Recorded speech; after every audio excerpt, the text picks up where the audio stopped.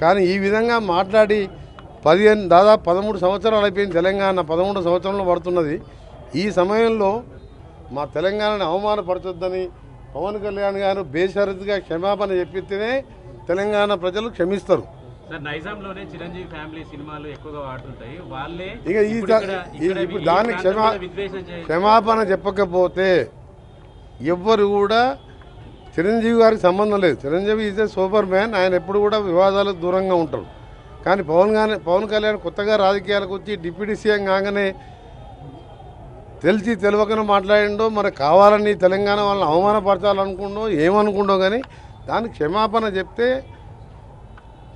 కనీసం ఆయన సినిమా 1-2 రోజులన్నా ఆడుతుంది. చెప్పకపోతే ఎక్కడ కూడా తెలంగాణ థియేటర్లలో సినిమాలు రిలీజ్ కావు. సినిమాటోగ్రఫీ మినిస్టర్గా నేను చెప్తున్నా ఈ మాట.